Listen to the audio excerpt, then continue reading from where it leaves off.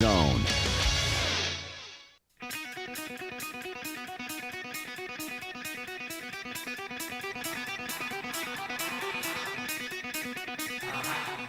Welcome to Talkin' Ball with Scott Tyson and Drew DeArmond. Call into the Neighbors Wealth Management Hotline now, 256-576-4977. That's 256-576-4977. Now, here's Scott and Drew. There you are. Welcome in. 97.7 ESPN The Zone. Scott Tyson, Drew DeArmond. It is our Thursday edition. We are off. We are running. We are live.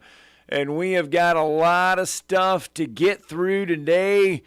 Get you ready once again for everything that's going down on Saturday. Got a little high school football coming your way tonight on 97.7 ESPN The Zone. We'll talk a little bit about that. We've got no shortage of stuff to get through on the night. We start you off with a little Nick Saban. Yesterday, the coach meeting the media one last time before his team travels to Starkville. Here's the coach. Said on Monday, to the players, when you look at the film and things work and we do it right, why was it right? And then when it doesn't work, why didn't it work? And most of the time, it's something to do with us. Something to do with our execution, our fundamentals, our fundamental discipline, our eye control, whether it's blocking, tackling, turning the ball over, whatever, making good plays, making bad plays. So then you say to yourself, well, what if? What if I had the right sense of urgency? What if I had the right discipline? What if I had the right focus in practice to create the right habits? Because after the fact, you can only say only if, and regret that you didn't do everything that you could do to get ready to play the game. So, our players have been pretty good this week, and we need to continue to do that and clean up some things so that, we go over there with a lot of confidence in what we need to do to win. Alabama head coach Nick Saban. Yeah, he basically just laying it out for the players that you have to stack. Of course, they're not going to be completely healthy. Doesn't sound like Deontay Lawson or T.J. Ferguson's going to play in the game. If they're very questionable, according to what coach is saying. They didn't practice Wednesday. It doesn't sound like they're going to be in the lineup. T.J. hadn't been starting anyway, and then Darian Dalcourt took, I think, 61 snaps on Saturday. And then Deontay went out early in the second quarter. The inside backers, it'll probably end up being Tresman Marshall sliding over to the mic, even though he's new to the program. He's not new to the system. He played in it at Georgia. There are a lot of similarities. And then, of course, Jihad Campbell coming off of his 7-tackle performance, his best game of the season. And then Kendrick Blackshire's been a really valuable, reserve so far, almost like a starter in some ways. So we'll see. Now that they're not being coached by Pete Golding, they're a lot better. 256-576-4977. That's how you can be a part of the show on this Thursday morning. And we will go over some more college football things here. But what if I told you, I was going through everything and looking at Alabama's numbers. Ja'Cory Brooks does not have a catch this season. He has one catch for 3 yards. He caught a ball last game, but he does have a block punt. So he's not done much at all. He finally caught a little screen pass, a little quick game pass for about 2 or 3 yards in the last game against Ole Miss, but that was his first catch of the year, and he's got one catch for they either gave him 2 or 3, but he ain't got much. Are you surprised by that? Does he need to step up more? Needs to step up, but he dug himself a hole in fall camp. He lost his starting position, and again, if you remember, in the Middle Tennessee game, he was suspended for the first half. And came in and was targeted right away as they looked to try to give him the football to start the second half, but wasn't able to do so. So he has not done much. He hasn't been able to get into the flow, so to speak. But it's also kind of a quarterback issue because Alabama's played 3 quarterbacks, and so there's a lot of receivers that haven't touched the ball a ton. I mean, we've seen big plays from Burton. He's kind of been wide receiver number 1. Jalen Hale starting to step up. We've had Prentice make a few plays, even though I don't think he had a reception in the last game. So it'll be interesting to see what they do with him. Bond has made some big plays. There's just not been as many. And then Kendrick Law missed a game due to sickness. As you know, he did not dress for the Central Florida game. South Florida game. Pardon me. So it'll be interesting going forward now that they seem to have decided on a quarterback, and barring injury, Nick Saban does not believe in 2 quarterback systems, so we're not going to see that, of course. So the way they develop this passing game going forward is going to be interesting because we saw the tight ends quite a bit. Robbie Oots caught a ball last game, C.J. Dupree. Now, we didn't see Nyblack catch one, but he has a couple of touchdowns already, and his snap count was a little down because of Oots getting to play. But, again, the passing game is a work in progress, and it will be all year now that because Milroe is a guy that's developing as a quarterback, period. All right, let's stay with the quarterback, but let's move over to Texas A&M because for the second time in 3 seasons, Texas A&M has lost a starting quarterback to a season-ending injury before we flip the calendar into October, as Connor Weigman is out with a foot injury. He suffered that in the middle of the Auburn game. Now they have to turn to Max Johnson. Unlucky for Texas A&M. I mean, I guess, but it's not horrendous. I mean, Max Johnson's played a lot of football. I mean, this is a guy that's started at games for 2 different SEC schools at LSU and at Texas A&M. He's faced Alabama in both places, so he's certainly not going to shrink from the moment. It would be worse if you had like a true freshman that had never taken a snap. Could the kid play well? Yeah, but he could also have some inexperience. So. Pardon me, at the very least, they've got a guy that came off the bench against Auburn. Max came off the bench and some thought played better than Weigman, even though Weigman came into the game. I think he thrown for 300 yards in every game. But Max Johnson gave him some stability, made some big plays in the third quarter, helped put the game away. Because remember, it was only 6-3 at halftime.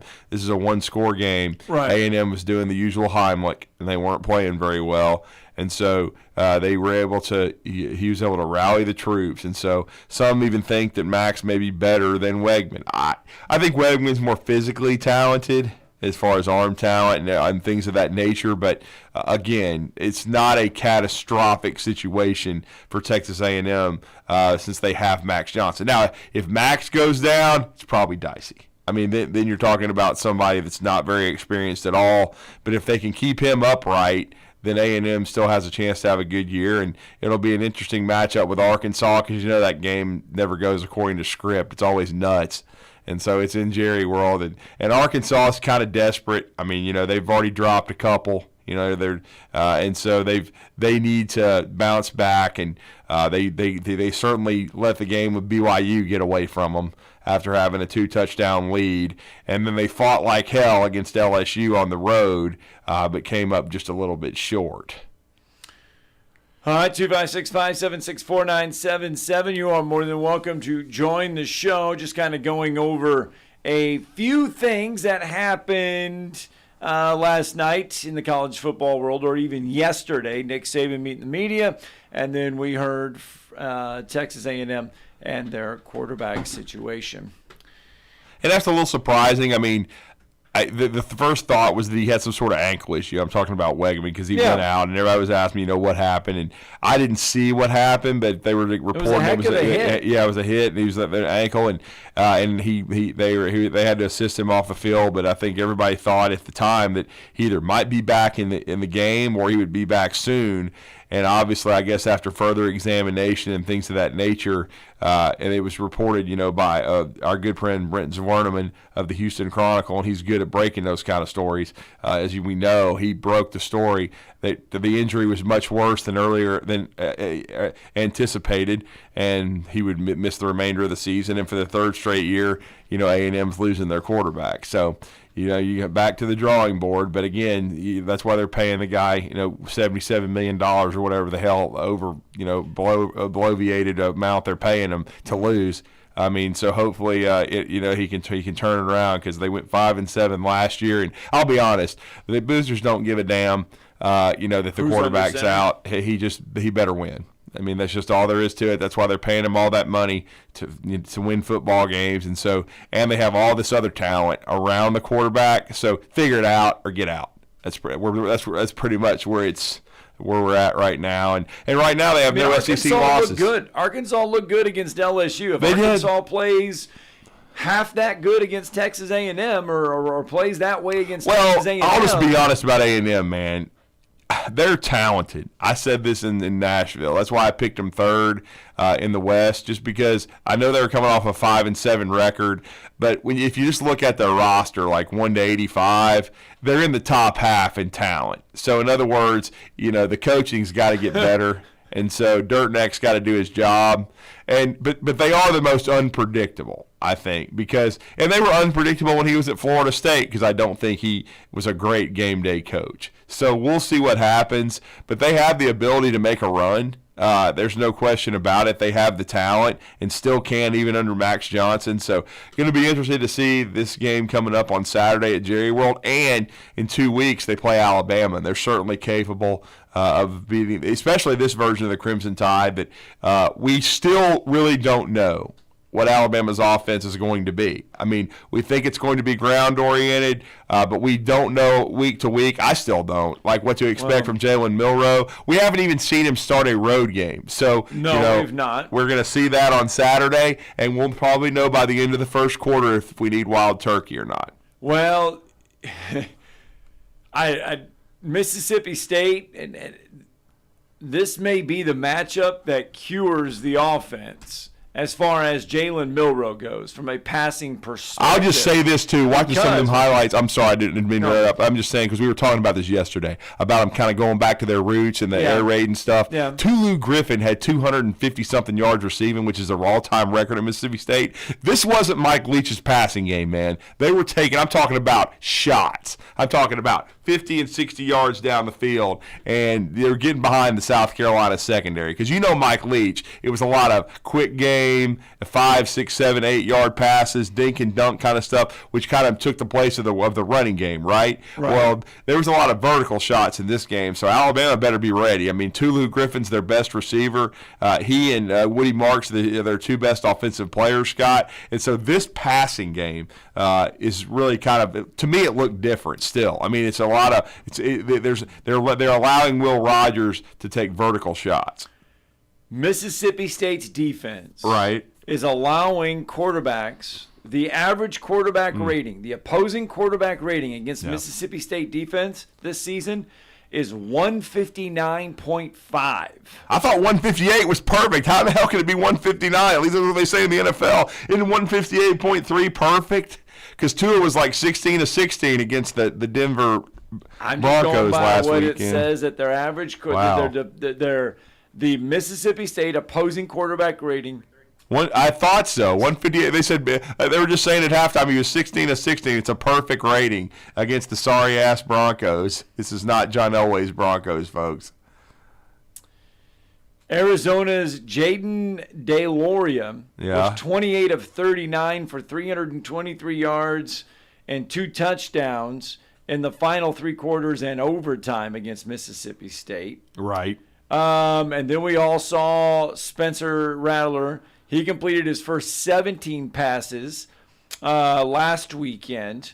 And then Jaden Daniels was near perfect in his game. Oh, we saw that. State. One time I think he was 26 out of 30 or something. I'm just saying that. In other words, they better be able to throw the friggin' football. If they can't throw it, get it to somebody else and they can. Yeah. I don't want to hit. If Alabama cannot throw the football Saturday, we better not see Ebby Calvin the Loosh. He better be able to hit some dang targets. Candlesticks Candlesticks make for a good gift. Let's get a break. No lollygaggers. I don't like lollygaggers. Let's get a break. More talking ball when we return. 256-576-4977. You're listening to Talkin' Ball on 97.7 ESPN The Zone. Got a wreck on Highway 20 westbound. This one's going to be west of I-65. No injury reported there. And we had injuries in one involving a motorcycle. 900 block of Beaver Dam. That's west of Pulaski Pike. May still be trying to get that one clear. You get 2 pieces of hand-breaded, juicy, tender signature chicken and a buttermilk biscuit for $4.99 at Popeyes. University in Jordan, 72 in Jeff, and North Parkway. Captain Eck in the Popeyes Skywatch Traffic Center. I always wanted to learn Spanish, but I never thought I'd have the time. Then I discovered Babbel. Babbel's lessons are fun. They only take like 10 or 15 minutes, and in 3 weeks, presto, you're starting to speak another language. Like magic. I love that Babbel's lessons aren't just robots talking. They're voiced by native speakers, so you get the pronunciation just right. And they're designed by real language teachers, so you learn how to have real-world conversations, things you'll actually use. It's incredible. After using Babbel, I'm ready to start having real conversations in French. There's all kinds of ways to learn. Use Babbel's podcasts or games or videos. You can even join live classes with a language teacher. If you want to learn a language, there's no faster, easier, better way than Babbel. Babbel. Babbel. Babbel. Évidemment. Go to Babbel.com to try for free. That's Babbel.com. Babbel.com. Tom Luganbill here for my friends at Woody Anderson Ford. Bobby White and his team take great pride in their service department, and you can see it the moment you walk into those beautiful new service lanes. And just like a championship team, they all work together to make sure your experience is second to none, whether you drive a Ford or not. Also, check out the gold certified pre-owned inventory at Woody Anderson Ford for great deals every day. Stop by and see them at Jordan and Sparkman or at Woody Anderson of Madison on Hughes Road, or visit WoodyAndersonFord.com. At Mr. Sparky, we're America's on-time electrician. Flickering lights and hot switches can be annoying, but they can also signal a major problem, or worse, an electrical emergency. So play it safe and leave it to the experts at Mr. Sparky. Trust our team of professional, clean, and friendly electricians. We'll get it done right and get it done safely. You don't have to put up with any malarkey. Call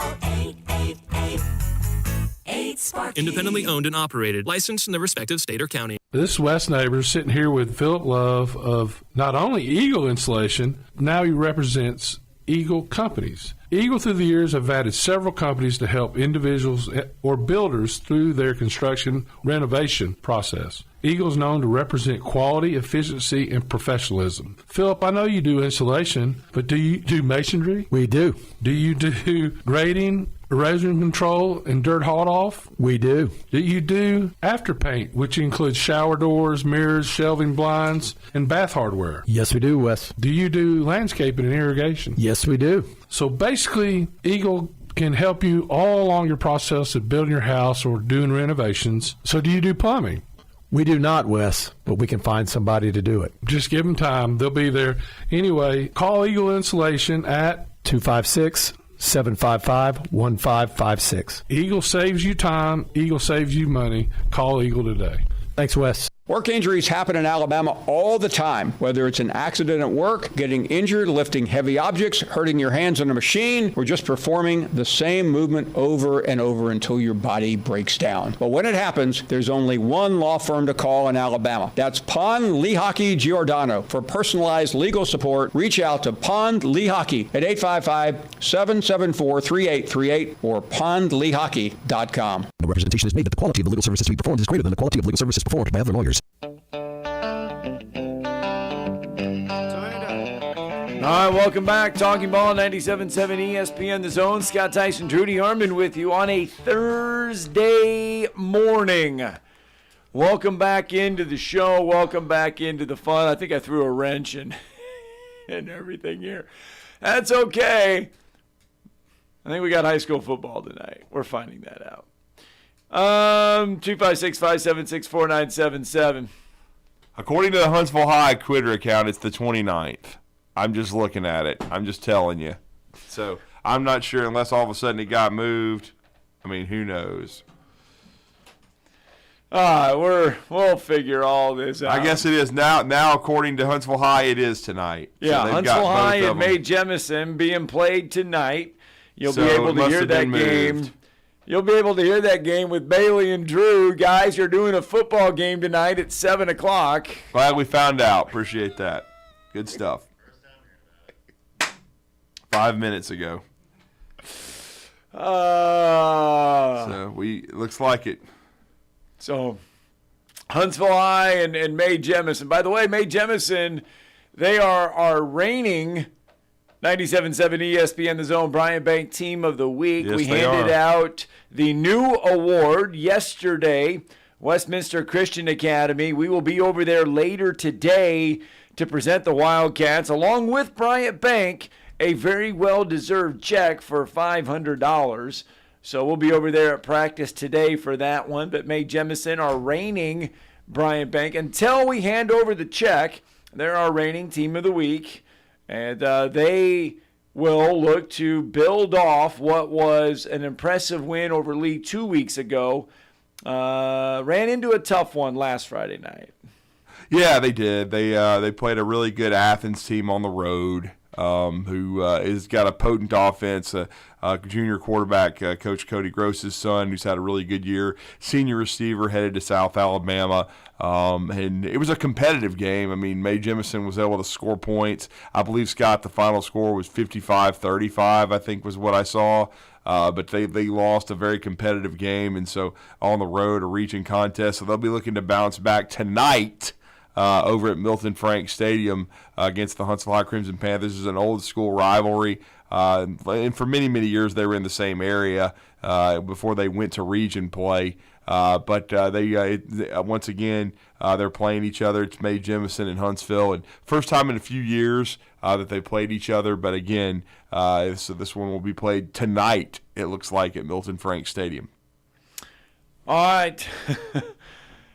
We invite you to join in tonight. Make sure you have the app downloaded. Head to your app store or marketplace. Download that shiny 97.7 ESPN The Zone app so you can have 97.7 ESPN The Zone in the palm of your hands 24/7.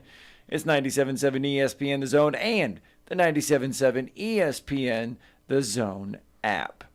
Hey, let's get in some baseball news. We're just bouncing around here this morning. Ronald Acuna Jr. making history last night, becomes the first Major League Baseball player in the history, now think about that, in the history of Major League Baseball, to have at least 40 home runs and 70 stolen bases in a single season. He stole his 69th and 70th bases last night in a 10-inning, 6-5 win against the Chicago Cubs. Braves get the win, and Ronald Acuna putting himself in the history books last night. He becomes the fifth member, though, of the hallowed 40-40 club, at least 40 homers and 40 stolen bases. He already accomplished that. And so now he adds a 40-70 to a staggering list of accomplishments in the season that Ozzie Albies and Marcell Ozuna both said should assure him as the MVP. Drew, he's hitting .336, 41 homers, 104 RBIs from the leadoff spot, leads the majors in both stolen bases and runs, and leads the National League with a 1.010 OPS. No, he's just done. He's had an amazing year. I mean, when you think about him leading off all year, but still having 100 RBIs, and hitting 41 homers. As you said, he in hitting in the really well above 300 all season. He's never really gone into much of a slump, and he stole the 70th bag last night to become the first 40-70 guy, which was huge. I mean, we never thought we'd see that. I remember when I was a kid and Jose Canseco was the first 40-40 guy, and everybody thought what a big deal that was. But this dwarfs it. stealing 70 bases and able to affect the game the way he does. And he's a Gold Glove caliber right fielder. There's really nothing Ronald Acuna can't do on a baseball diamond, and we know the historic season that Matt Olson's had. He's broke the team record. He got 53 home runs. He's close to breaking the franchise record for RBIs, I believe. Still could easily do that. If he has a big last 4 games or so, he could. It's not out of the question that he'd get 140 RBIs. It's going to be hard, but he could get 140. But at the same time, when you look at Ronald Acuna and what he's done at the top of that lineup all year long, you've got probably the top 2 MVP candidates on your ball club. They've hit 300 home runs as a team. They've still got a shot to break the Major League record set by Minnesota in 2019. So it's just been a historical year for the Braves, but especially Acuna. And to me, because of the how he ignites that offense, he's got to be the MVP. All right, 256-576-4977. You can be a part of the program, be a part of the show this morning as we get ready. Who we got this morning? Oh yeah, we've been dealing with a football game that got rescheduled, I guess 5 minutes ago. But we've got a couple of outstanding guests on the show. We're going to talk to Brooks Austin of Dogs Daily, and we're going to talk some Georgia because, as we know, the South Oldest rivalry is coming up. And then we're going to talk to Jason Caldwell of the Auburn Tigers. So we got 2 good guests coming up, Brooks Austin and Jason Caldwell in the second hour, and we might even have another football game by then. Hey, but at least you get to do a football game tonight. Yeah, absolutely. Looking forward to it. It'll be fun. You just need some rosters. All right, 726. Let's get a break in. We're getting them on. We're getting them in on time today. Let's get a break in. 97.7 ESPN The Zone. Talking Ball. Scott Tyson, Drew DeArmond.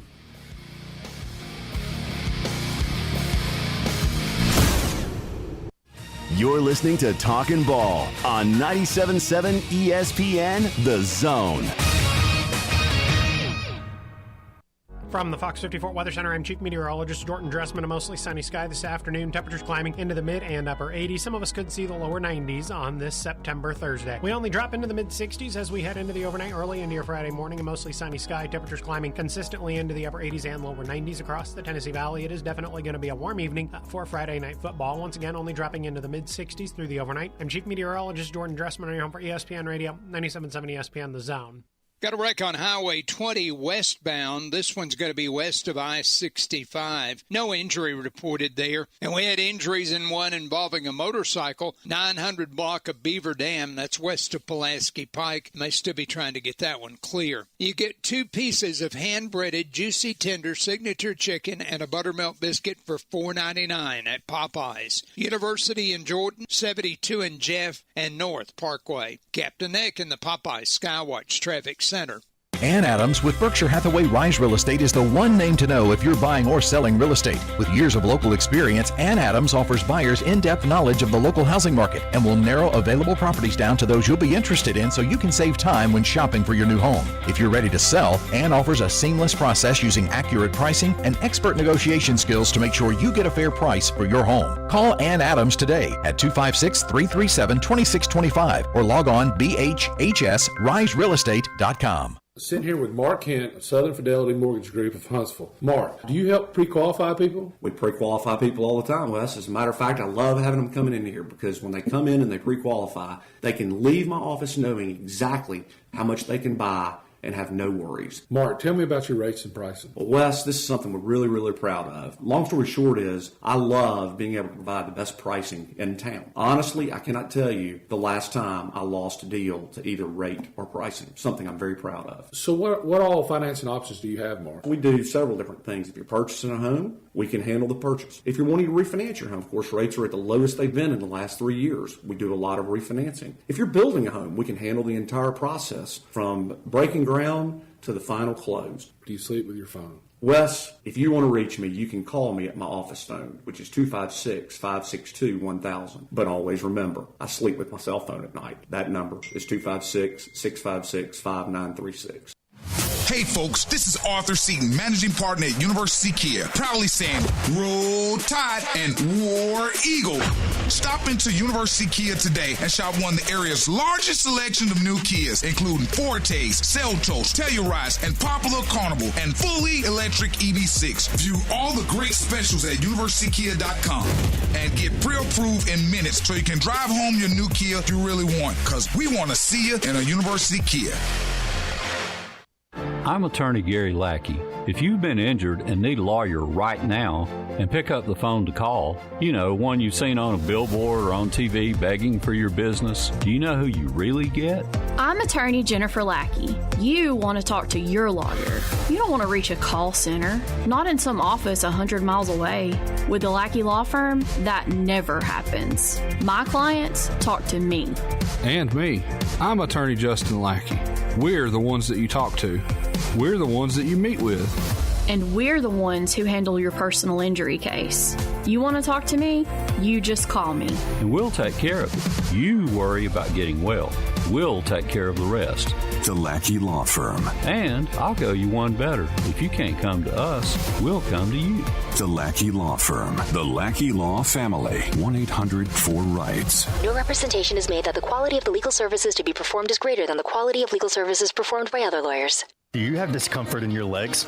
Varicose veins can affect not only how your legs look, but how they feel. Symptoms of varicose veins include pain, swelling, aching, heaviness, and fatigue. Dr. Tracy Lowery of Best Vein Care of Huntsville can diagnose and treat your varicose veins with the latest minimally invasive techniques. Diagnosis and treatment is covered by most insurances. Call 256-715-7151 to schedule your free screening. Go to bestveincarehuntsville.com. Sports Talk 24/7 365. Your full-time sports station. You're doing a great job. Keep up the good work. Is 97.7 ESPN The Zone. Doesn't anyone do any work around this joint anymore?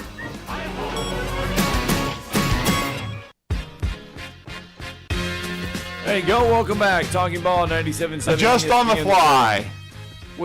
That's exactly what we're just doing these 2 hours. We're just going on the fly, throwing whatever out there. Well, we're just doing something today. We just got to make it to 9 o'clock. We got an hour and a half left to go of the show. We're just doing it we're just getting through right now. And if you're an Auburn fan right now, that's kind of how you feel about your quarterback situation at Auburn. You're just trying to get through it. You're trying to put 4 quarters together, trying to get through it, trying to get some offense, trying to get someone to complete some passes, trying to get something going. Charles Barkley yesterday on the Next Round. You'll like this. Yeah, I saw a little bit of that. Yeah, here's what Charles Barkley had to say about the quarterback situation at Auburn. Mr. Cohen decided to go with Coach Freeze, and I told both of them, hey, I'm all in on Coach Freeze. Now, I will say this. If y'all gonna be down there baptizing people, please pray for us better quarterback play. let's get these 3 quarterbacks and baptize them, and maybe the Lord can make them play better, because the one thing you can't do as a coach, you can't have your quarterback playing scared. You can't have your quarterback playing scared or looking over his shoulders. You can't play 3 quarterbacks. You can't play 2 quarterbacks, because that's the most important position in sports. But the number one thing you have to have as a player is confidence in yourself to make good plays and bad plays. If you are scared to make bad plays, you can't make good plays. And right now, they are in no man's land. Like I say, you got to make a decision and live with it. And if you give that kid a chance, he can't do it, go to the next guy. But you can't be playing 3 quarterbacks. You can't be playing 2 quarterbacks. Like maybe around the goal line, you can do a package. But if you don't give your quarterback, Kenny Smith called me to talk to one of his kids yesterday, because he always had me call talking to kids. A coach because I said this when I talk to his kids all the time. He's a big AAU guy. I said, hey, a coach can't give you confidence, but he can take your confidence. What do you think? Well, I mean, he's right. I mean, what's so crazy is Alabama and Auburn have both played three quarterbacks. I mean, it's interesting that they're both kind of mirroring each other. Now, Alabama's had better production in Milroe's, 3 starts. He's put up better numbers than the Auburn QBs, even though, I mean, the stat line for Peyton Thorne against Samford was pretty good because he threw the football effectively. He ran for over 100 yards, but still, it's Samford. Not a Power 5 opponent. It's an FCS opponent. It's not an FBS opponent. And in the 2 FBS opponent games, Auburn's passing game has been anemic. It was anemic against Cal. It was anemic against Texas A&M. So they need to get better production. And so it's interesting that both Alabama and Auburn are having quarterback issues this early in the season, and we'll see if it continues. And we'll talk to Jason Caldwell about it. There's still some that believe. Josh Pate even said yesterday on the show that he thought that Auburn might make a quarterback change. And if with the change, I'm figuring he meant Robbie Ashford starting the game. So we'll see. I mean, both Gardner and Ashford played in the game last week, along with Peyton Thorne. Jason Caldwell's got as good a pulse on things as anyone. We'll talk to him about that and then get his thoughts on why the Auburn quarterback position is struggling. It's interesting because Thorne was a really good quarterback in the Big Ten. Hugh Freeze is a really good quarterback guru. So all these struggles, it kind of makes me wonder, okay, is it still a situation where I think the running back room's pretty good, but is there still a lack of talent at wide receiver? Is it not producing? Is there still a lot of middle errors going on? And then, the offensive line. Now, the offensive line has actually, I think, performed pretty decently, especially considering it's almost all transfers. But it'll be interesting to get Jason Caldwell's take on that in hour 2. All right, let's go to Jeremy on the phone lines this morning. Good morning, Jeremy. I think that Auburn's problem is in the wide receiver room.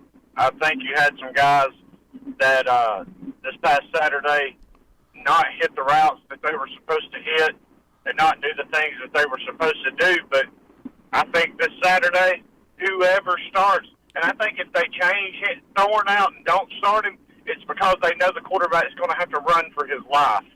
Because I feel like that defensive line for Georgia, they might as well be taking the snaps for Auburn Saturday because they're going to stay in the backfield.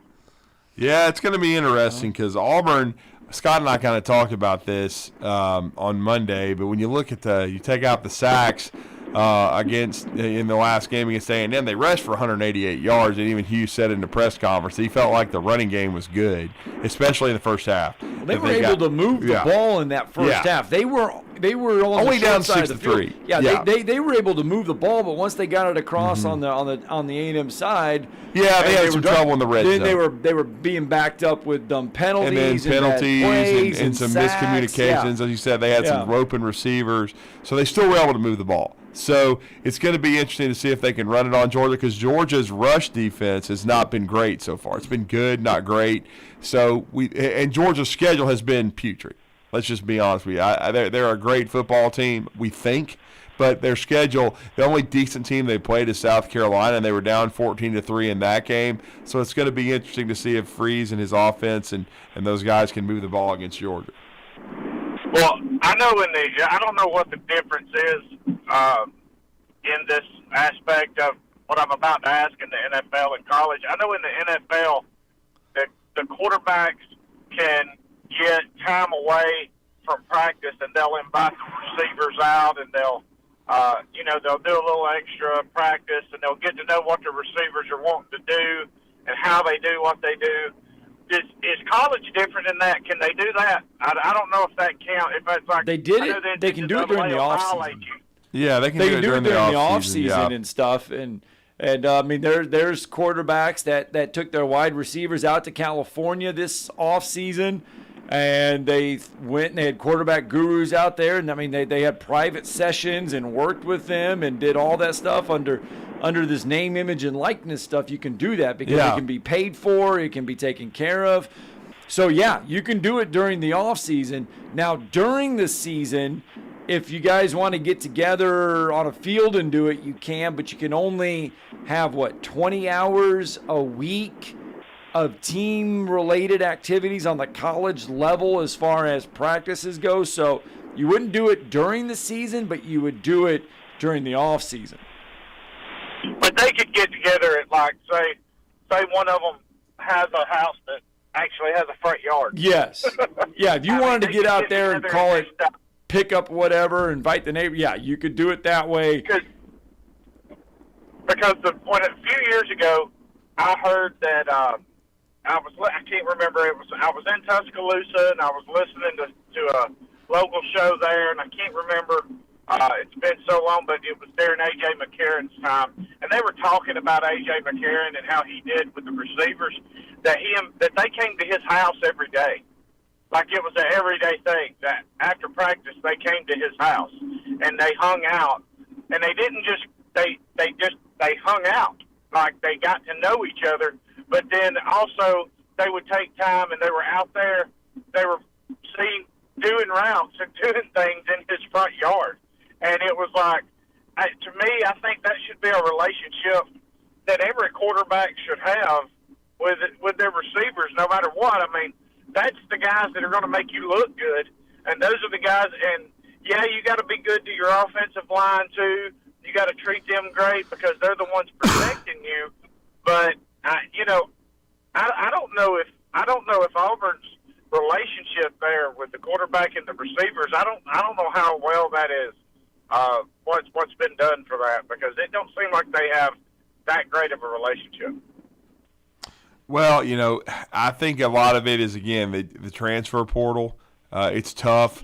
We even had a listener text in and talking about the difference in athleticism and speed with defenses in the Big Ten and the SEC. But in Peyton Thorne's defense, he didn't even go through spring practice.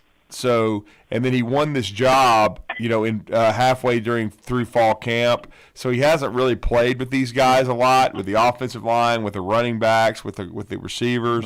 And so he's still, and it's a different scheme that he's playing under Coach Freeze. And here's the biggest caveat, and if you've heard Coach Freeze's press conferences, I don't know that Coach Freeze is adjusting really well to not being the play caller, because Philip Montgomery came in from Tulsa as head coach, and he was hired as OC and play caller, and I think maybe even some of that may be an issue, and we'll see if Freeze starts getting more heavy-handed with that. Because he gets asked that all the time. Hugh does it. Yeah, just like Gus used to. Yep. We know how Gus handled it. He's in Disney Well, World. I think Hugh's a good coach. Oh, I do too. I think he's going to do wonders down there once he gets in. In a couple of years, if Auburn gives him the trust, you know what I mean. If Auburn, if the powers that be down there say, all right, well, let's be patient with him and let's let him get his guys in here. Because Auburn don't show the greatest of patience when it comes to coaches.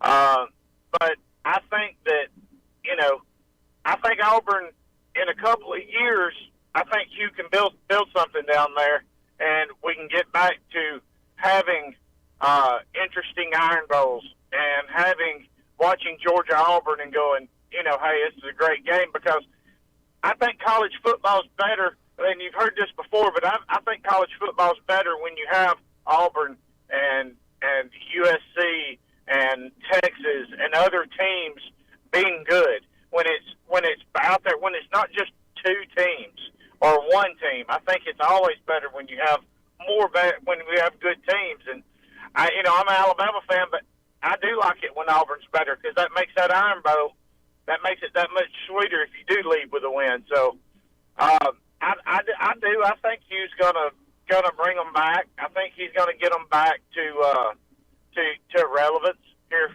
soon, and but I don't think it's going to be this year, because I picked the under on them this year. I think they're barely going to make a bowl game. So, all right, Jeremy, thanks for the phone call. Let's get to Wolverine Dan real fast. We'll break all that down because there's a lot to break down there. Wolverine Dan with us. Good morning, sir. Morning, bud.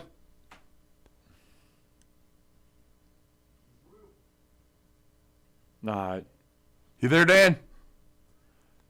Let's get a break in. When we come back, hopefully we'll get back to Wolverine Dan on the phone lines. 256-576-4977 is Talking Ball, 97.7 ESPN, The Zone. You're listening to Talking Ball on 97.7 ESPN, The Zone.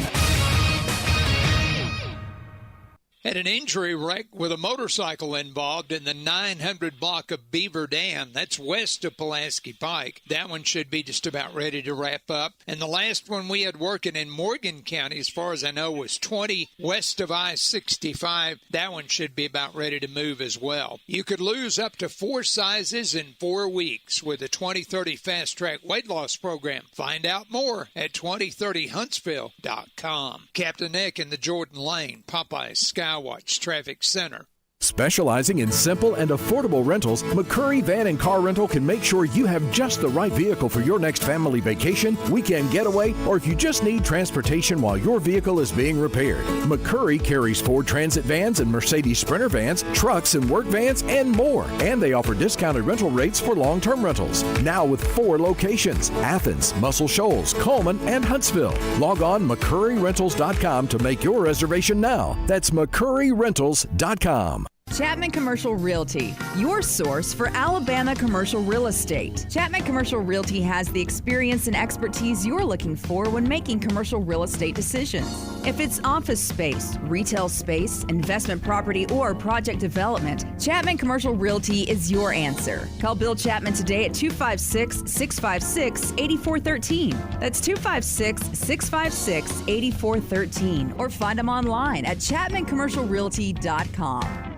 Not looking or feeling your best? No energy for the things you like to do? Ready to look and feel younger? Make your appointment at Advanced Life Clinic, one of the region's foremost destinations for patients interested in looking and feeling their best. Specializing in advanced laser treatments and weight loss, male and female rejuvenation to offset the effects of aging, and more. See how Advanced Life Clinic can help you enjoy your life again. Call 256-882-6555 or log on advancedlifeclinic.com. If you work in a dangerous or logistically intense industry, you know good training can be a challenge. There are training costs, safety concerns, and difficulty replicating real-world scenarios. There's a better way used right now in the Army and in all our armed services to better prepare our heroes, and it's available to you in your organizations. Higher Echelon's Game Development Team is revolutionizing learning in military training, dangerous industry, STEM, and sports performance domains with cutting-edge virtual training that immerses you in lifelike scenarios without the cost and safety concerns for trainees. With Higher Echelon's game-based training, you'll experience realistic simulations, precision accuracy, and unparalleled safety. Higher Echelon founder Dr. Joe Ross is retired Army who played and later coached for the cadets and puts that experience to use. His team has been building cutting-edge virtual training environments for soldiers and clients for a decade. Higher Echelon, the name you can trust for advanced training solutions. Reach out at higherechelon.com to get your free consultation. Go Higher and go Army. Isn't the story of the prodigal son an amazing story? Basically, a rowdy boy who literally wished his father dead ran away and consumed his wealth with hard and fast living. Yet the father looked for his return every day, and when the boy got tired of eating pig slop, he decided to return. What did the father do? As soon as he saw that boy, he ran to him, threw his arms around him, and killed the fatted calf for a great celebration. Hey, I'm John Dees, pastor of the Cross Point Church. If you're looking for a church home, come see us, smack dab across the street from the YMCA in Madison. This segment of Talkin' Ball is brought to you by University Kia, the #1 volume Kia dealer in the state of Alabama. Located online at universitykia.com. Welcome back to Talking Ball, 97.7 ESPN The Zone. Scott Tyson, Drew DeArmond with you, 256-576-4977. It's hour 1 of our extravaganza. When we kick off hour number 2, we're going to talk to Brooks Austin. We're going to talk a little Georgia football. The Georgia Bulldogs this week, who do they have? They have the Auburn Tigers. Oh, that's right. Gosh darn. I don't know. I'm just not in it today. We can just pack it up and go home. Well, I mean, we're certainly going to pack it up and drawing double duty tonight, so we'll be Full Moon Barbecue tonight and pinch hitting for Steve Moulton, and then we'll be headed over to Milton Frank to do a football game we found out about 5 minutes ago.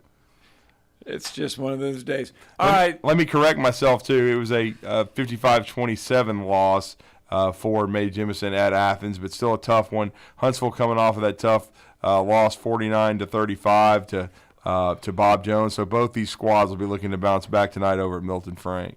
As for Georgia, they do travel to take on Auburn, Deep South's oldest rivalry. This is one of those games that I believe when the SEC changes their schedules next year, this is the one that they're still keeping, right? Is Auburn and Georgia one of them that they're still keeping? Well, they're definitely they're going with the one model, and that's of course with Alabama and Auburn, and so I will have to double check that because again it is the South's oldest rivalry, but Alabama and Tennessee I believe are still playing as well. So I think they kept the Alabama Tennessee rivalries and the Auburn Georgia game as well. I think they're both being kept. Now we know that like Alabama's not playing Ole Miss and State; those are not. But to be honest with you, like I told you when they announced all that stuff with the scheduling model and they had the schedule release, I was like, I'm having a hard enough time keeping up with the schedules coming up this season and then what's going to be happening next year. But yeah, it looks like at least temporarily. They're going to go with that, and they're going to stay with the 8-game schedule, and I do believe they're going to continue to play. All right. So Georgia comes into Auburn. Alabama goes to Mississippi State. That is a late kick, 8 o'clock kick there in case you want to stay up for that Alabama-Mississippi State game. 256-576-4977. That's how you can be a part of the fun, be a part of the show on this Friday morning, and there was something here that I was going to see. So, Vegas put out, now that we are in through week 5. And yes, they are. They are playing. They will be traveling to Georgia, and they will be so traveling to Alabama. They'll have the return game with Cal because that was a 2-game contract, with Cal having to come all the way across country to get drilled by Auburn. So they do get Georgia next year. Yep. And Oklahoma. Right now, Las Vegas, just to tell you, and you brought up the Georgia football schedule. Yeah. And you said it's just been kind of like it hasn't been challenging yet. Right. So it's so much so right now that you can't even put an odd on Georgia going through the rest of the year undefeated. They have Texas right now at a plus 165 to go the rest of the year undefeated in their current schedule. You can't even do that for Georgia. That just tells you how weak of the schedule it is as Vegas's eyes, as they see it. Well, I mean, look at Georgia's schedule so far. They opened with UT Martin and then Ball State from the MAC, and then they played South Carolina. We know they had a little bit of trouble in that one, had to rally in the second half, and then they played UAB last week. So they've only played one Power 5 team. Right. And you look at it, though, and what lies ahead. I mean, Auburn's offense has been atrocious, but their defense has been really good. Yeah, so it'll be interesting to see if they can slow Georgia down. I still like Georgia. I still think is a challenge for Georgia. Florida, I still think presents a challenge. Kentucky could be a challenge. Kentucky presents a challenge. Yeah. I just Missouri. I just don't see how you can. Mizzou played them off their feet last year. And even Ole Miss. Ole Miss is kind of tricky because you don't ever know which Lane Kiffin team's going to show up. I mean, right. as long as Nick Saban's not on the other sideline, Lane might not have a 20-penny nail at the crack of his rear, and he might be able to coach. I don't know. All right, Jeff in the Borough with us this morning. Good morning, Jeff. Morning, Jeff. Hello, guys. What's up? There we go. Hey, there we go. Guys, I just wanted to say I read a story this morning that they might do it. I don't know if they're going to, but they say that Georgia might do a public-private split in high school like Tennessee's got. Oh, okay, I got you. They might have a public-private. They have two separate divisions. Do you think Alabama would ever do that? Well, it's been discussed, but there's a lot of people that feel they should. I don't know that it will happen, but it has been discussed, Jeff. Yeah, I just didn't know if y'all might. We've had it about 30 years now, probably. Oh yeah. That long. Yeah, it's been a while. Yeah. We have Division 1 is the public schools, and Division 2 is private. It used to be you had to get financial aid, but now if you're a private school, you're automatically in Division 2. You're automatically in it. If you're private, you're automatically I think they have 3 classes now for football, and most sports they have 2. I think most of them, like volleyball, basketball, and stuff like that. Most of them they do. But they have their own. They're still affiliated with the association, but they just have their own championships, their own state championships in every sport, and all that kind of stuff. I should know if you think about Alabama, if Georgia they say Georgia's real close to them. And what they do, they've got to have another reclassification period. Or they reclassify again. We just did ours last year. And I think Alabama's doing theirs after this year. Yeah, it's a 2 or 3 year process. Yeah, every 2, every couple, where they change and where they change districts and all that and all that stuff. Mm-hmm. But they're thinking about doing it. So, but do you think that would be? There's some people down here didn't think it was good at the time when they did it. Do you think it would be good for Alabama high school if they did do it? It just depends. I mean, because there are different sizes of private schools, and so I don't know if they'd have 2 private school divisions or not. It would be interesting, but like Scott said, they're hard. There have been people calling for that to just have private school state championships. We'll see. I mean, I think it's the system's working the way they've had it working for years. I mean, there are private schools that win state championships, but there's certainly some that don't. And right. So I think regardless of private or public, it's all about support from your administration and support from your fans and support from boosters. And I think a lot of people. I think the thing is the public versus the private thing. I think a lot of these public schools are just at the point where they're just tired of the recruiting aspect. That's what they got to do down here. They got tired, and also the thing was facilities wise. Facility. Yeah. What I would ask you though, guys, if they did do that, do you think I know y'all have 7 classes now? Do you think they reduce class size and go down to 5 or 6 classes? I don't know. There was talk that. There was a feeling that the 7 classes was too many here in the state of Alabama at one point. I mean, it was. Well, they people say all the time that we've got six for public school, and that's too many. We have 6 for high school football to me. Well, have a good weekend, guys. All right, thanks, Jeff. Yeah. Appreciate it. Okay, we went there. All right, Wolverine Dan with us for about a minute. Good morning, sir. Morning, Dan. How you doing? Well, good morning, gentlemen. I'm extremely excited about this evening, and you know why. And then, of course, this weekend. You know, I don't think I'd ever want to be a salesman that have to get on an airplane and fly from city to city. Right. Because I just got done. Well, yeah, I'll tell you why. Because I'm exhausted, man. We flew from here to Vancouver. Then we did the Alaskan cruise, come back through Vancouver to Calgary, and then Calgary, actually went to Victoria, British Columbia. And then we went to Calgary and then back home. Now, guys, I'll tell you what, that's for the birds. I'm glad I'm not a salesman. Yeah, you got the Lions on tonight with Prime Video, though. You going to watch it at a bar, or do you have Prime Video? Well, okay, here's the deal. I've got Prime. Gotcha. But the problem is, see, tomorrow morning, I'm leaving to Lincoln, Nebraska. Oh, you're going to Lincoln. There you go. Yeah, so to see them play the Wolverines, right? You betcha. Every year I go to a different stadium, away game. This is my bucket list my buddy and I grew up with. So I watch my Michigan Wolverines roll over the Nebraska Cornhuskers. Well, enjoy it, man. It should be a good atmosphere. Lincoln is fantastic. Yeah, it should be a great crowd. Yeah, fantastic game day crowd. It is truly special there. I mean, they absolutely adore those Cornhuskers like no other. That's hour 1 in the books. Yeah, absolutely. When we come back, hour 2 is going to get underway. Brooks Austin going to join the show. We're going to talk about the Deep South's oldest rivalry.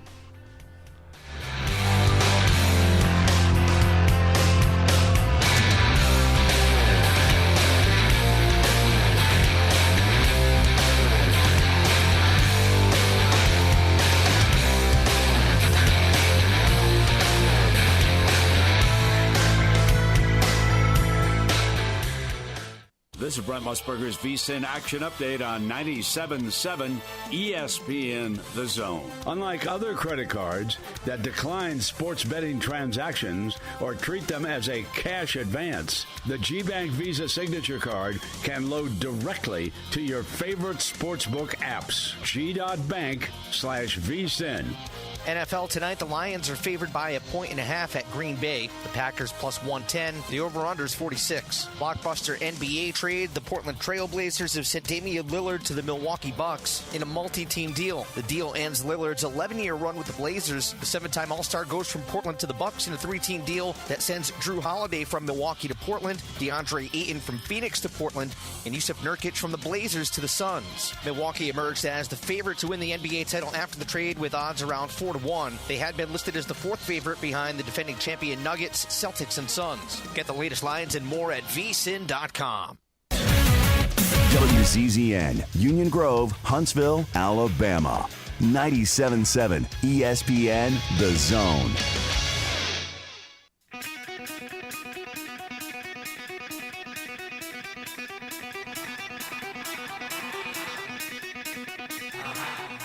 Welcome to Talkin' Ball with Scott Tyson and Drew DeArmond. Call into the Neighbors Wealth Management Hotline now, 256-576-4977. That's 256-576-4977. Now, here's Scott and Drew. There you go. Hour 2. Talking Ball, 97.7 ESPN The Zone. Scott Tyson, Drew DeArmond with you. And come Saturday, you do get the Deep South's oldest rivalry, 128th playing between Auburn and Georgia, 2:30 kick. The Bulldogs have won 6 in a row over the Tigers. They actually hold a 63-56-8 advantage in the series. Of course, Auburn's last win coming back in 2017 when Auburn was 10th ranked. Georgia was 2nd ranked at the time.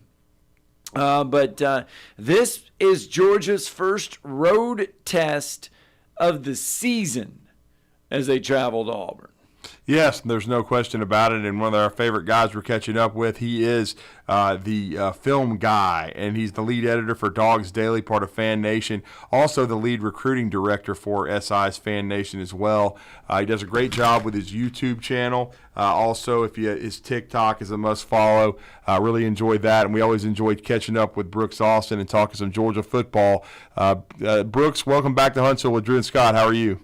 I'm doing well, boys. How are y'all? We're doing good. I'm very fascinated to see this game. It looks like a mismatch still on paper, even though I know Georgia struggled for a half against South Carolina, but righted the ship, dominated. Auburn, in their 2 Power 5 games, has looked anemic offensively. We talked about it in the first hour. I know you do a great job of breaking things down. And you've talked about this week, Georgia has been a dominant second-half team because that's why they came back and smashed South Carolina. Is this as big a mismatch on paper as it looks? Dude, I guess Vegas thinks this is going to be like some type of 24-10 football That's game. what it looks like, yeah.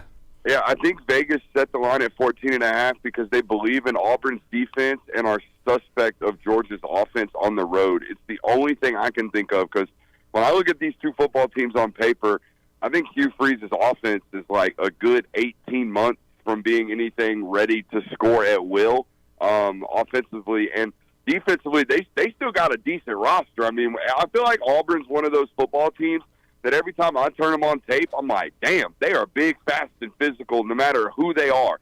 And I think what that is I think that's a lot of leftover from the state of Alabama. Like, I'm going to Alabama tonight. I'm going to Birmingham tonight to see Thompson and Clay Chalkville. Yeah, those some talent, Those two football teams could play anybody in the state of Georgia and beat them and play them well. So, like, I think Alabama high school football gets a little bit overlooked, and a byproduct of that is Auburn. Auburn is always good, or at least above average from a roster standpoint, because they got the state of Alabama to pick from a talent standpoint. So I think they're still a really talented football team, but man, you talk about anemic offensively. Ugh.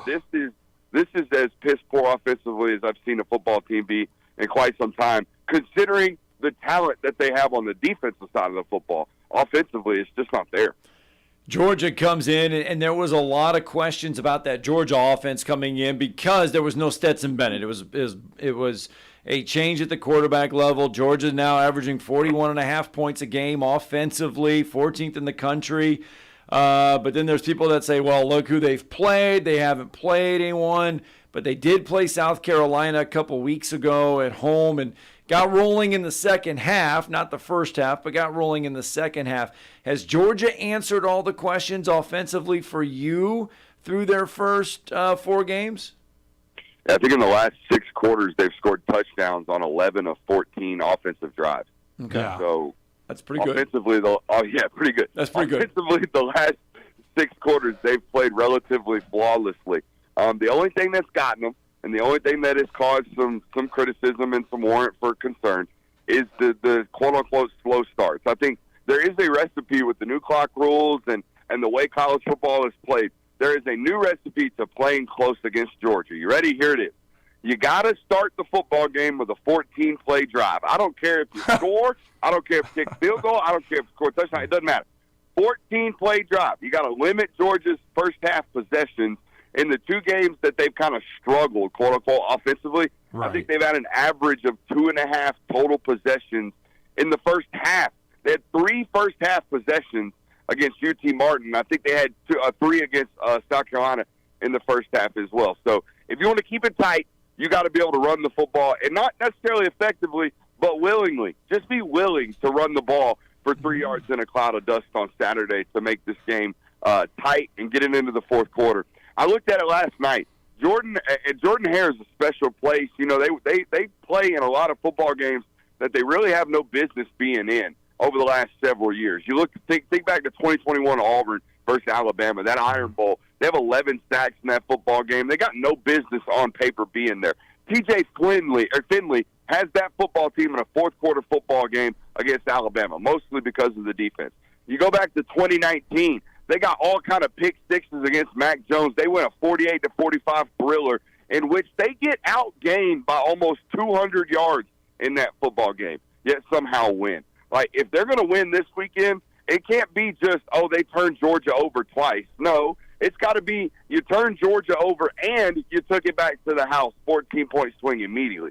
Like, that's the kind of magic I think Auburn needs this weekend. Well, and then I know you wrote about this, and it's very interesting, and people forget because Hugh is out of the league for a while, but this is one coach that Kirby hasn't beaten, and I know he took a thumping, and Hugh even mentioned it in his press conference this week when Ole Miss faced Georgia in Kirby's first year. So this, and Kirby won't bring it up, but this one's probably going to mean something to him trying to beat Hugh Freeze.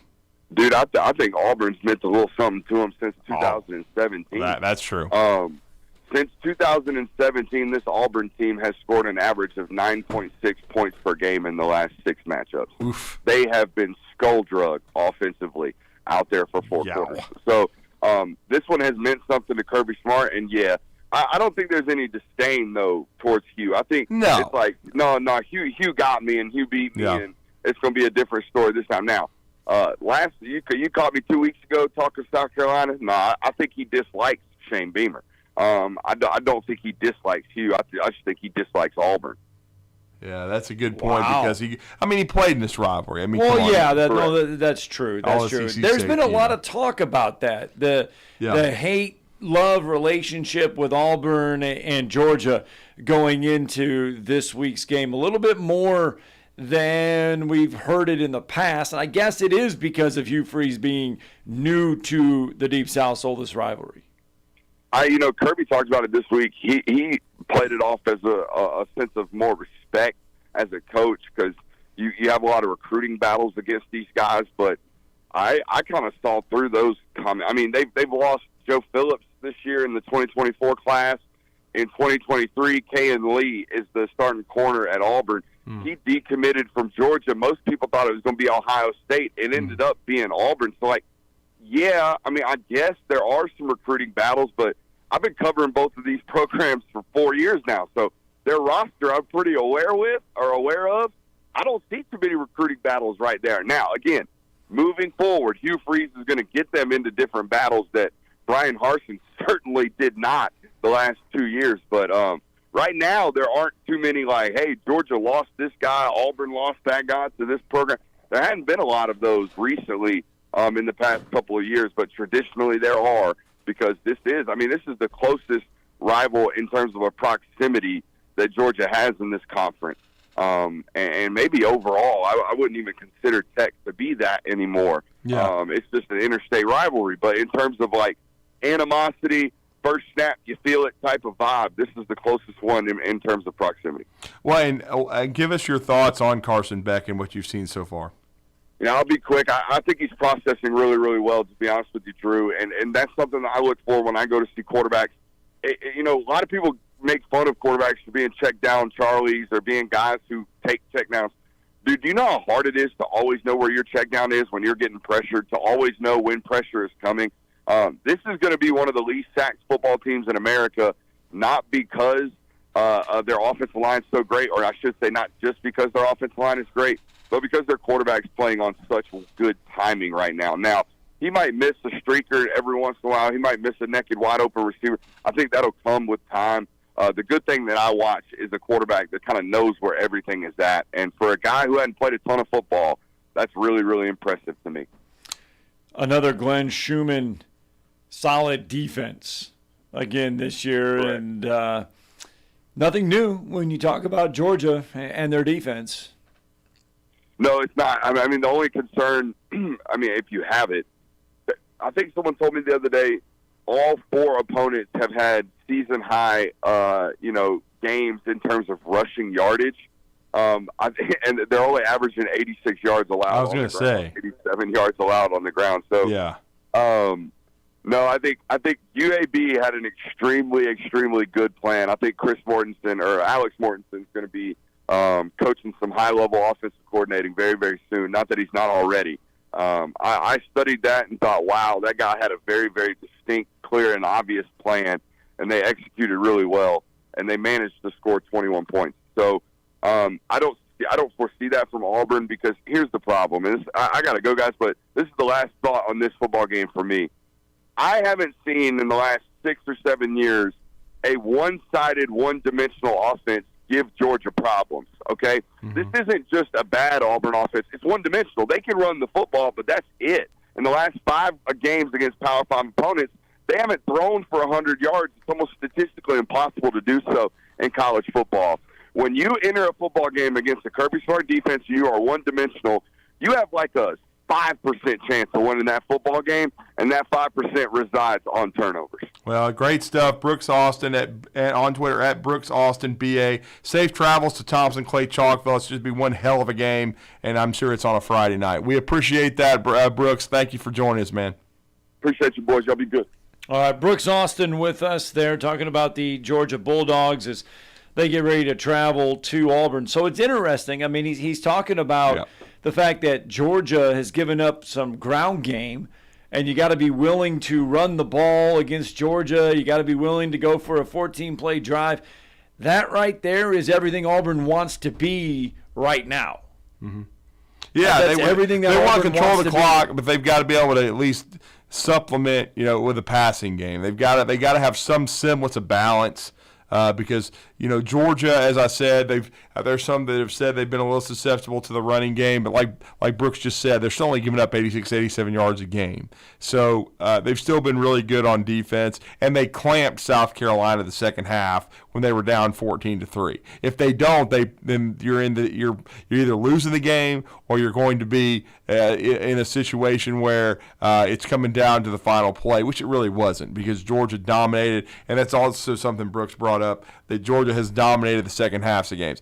To me, it looks like a mismatch on paper, only because Auburn hasn't been able to get their passing game going, and we'll talk to Jason Caldwell about that. I do think they can run the football in some situations. Hugh's a very creative play caller. He just talked about, Brooks did, about Alex Mortensen for Trent Dilfer and the creative game plan they came up with to move the ball some against Georgia. Auburn's going to have to figure out some of the same stuff if they're going to stay in this game. And it's going to be a raucous environment. It's going to be at Jordan-Hare. There has been voodoo. There has been magic. We'll see. But certainly, Georgia has not, had the trouble with Auburn since 2017. But we all remember what happened, though. Remember what happened. They lost the game in 2017 to Auburn in the Jordan-Hare Stadium. but then turned around in the SEC championship game in the rematch and smashed Auburn. Right. And kept them out of the playoff. And then Georgia went on, to play Alabama in the national championship game. So they were able to avenge that loss.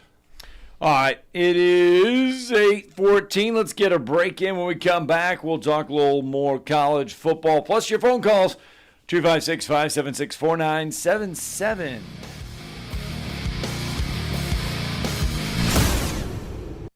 You're listening to Talkin' Ball on 97.7 ESPN The Zone. Sounds like we still got problems on 67 at Shoal Creek Road in Priceville. Now we got a second accident reported on Shoal Creek. It's coming in as a no injury. Had slaughter north of Madison Boulevard. That's a fairly new accident. HPD's working it. And we had one in the 900 block of Beaver Dam that had a motorcycle involved with an injury. It's now been cleared. No hose, no mask. You could ask Dr. Sandman, that's Dr. Sandlin, for the medically proven benefits of the Somnodent for sleep apnea and for snoring. Dr. Sandlin, 350-CARE. Captain Nick in the North Parkway Popeyes Skywatch Traffic Center. Danny, pass the potatoes, please. Sure, Dad. And the salt. Here you go. And the bucket. I need the bucket. The water is dripping in my food. Honey, can we get the roof fixed now? Don't wait until the damage is done to call a roofer. Call the experts at Yellowhammer Roofing and let them inspect your roof. Locally owned and operated, licensed and insured. Call 256-232-1933. That's 256-232-1933. YellowhammerRoofing.com.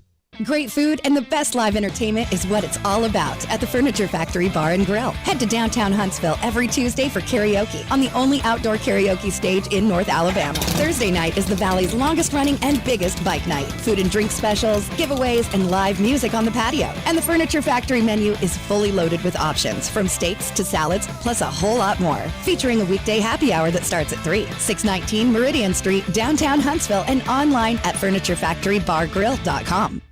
I've always gotten tons of UTIs. Cranberry products never worked for me, and I was desperate for a way to be proactive. I'm Jenna Ryan, CEO and founder of Eucora. We've worked with doctors to develop effective urinary tract health products. Eucora is helping over 100,000 women stay healthy. Ready to join them? Get 30% off at eucora.com/radio. That's UQORA.com/radio. These statements have not been evaluated by the Food and Drug Administration. This product is not intended to diagnose, treat, cure, or prevent any disease. Are you tired of chasing a roofing contractor to show up on time, or even show up at all?